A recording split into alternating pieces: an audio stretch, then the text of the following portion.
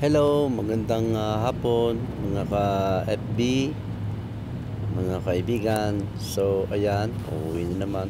Tapos na naman ang isang araw na duty from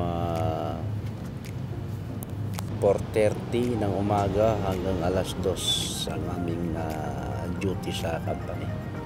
So, yan, nasa biyahe na kami. Kaya kikita nyo naman, walang traffic. Maganda yung daloy ng aming pagtakbo.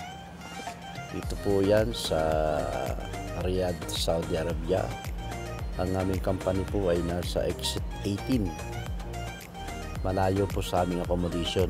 Ang accommodation po namin ay nasa exit 5 sa Al-Masif. Pero ayos lang, meron namang service na sumusundo sa amin kahit paano. Araw-araw. Ganyan po ang buhay dito sa Riyadh. Buhay OFW, buhay ng baker. Dati baker, ngayon nasa pastry na po ako. Ako ginagawa ko na po sa pastry yung mga cake, mga tiramisu, mga magnum cheesecake, mga snigger. Ayan po yung ginagawa ko sa pastry ngayon. So yan, yung driver namin si Usman, siya po yung nagda-drive ng aming service.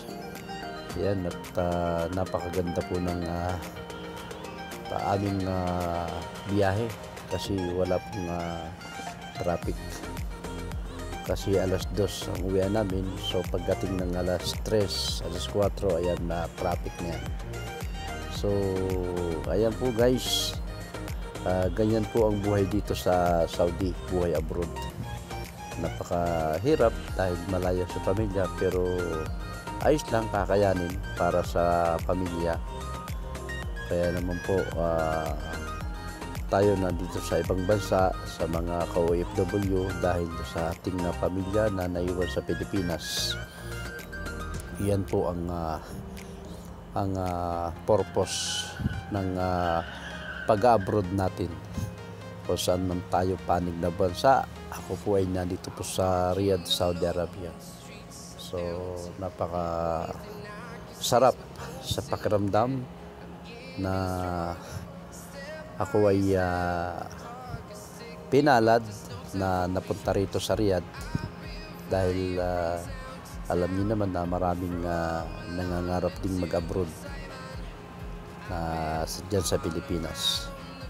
Pero sa kaloob ng Panginoon ay siyempre dito ako napunta sa Riyadh, na ang aking target talaga ay makarating ng Jeddah.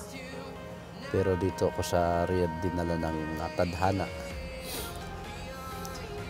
Siyempre someday makapunta rin naman ako sa Europe, like Canada, kung loloobin ng Panginoon na sana makapunta ako sa bansang aking pinapangarap, at bansa na talagang yun na lang yung bansa na pupuntahan ko. At pagkatapos nun ay siyempre exit na, dahil umiidad na rin, kailangan naman na makasama ang pamilya. Siyempre kaya naman nandito ako sa ibang bansa, dahil yung mga anak ko ay magka-college na. So ganyan po ang buhay ng OFW. So guys, salamat po sa pag-watch.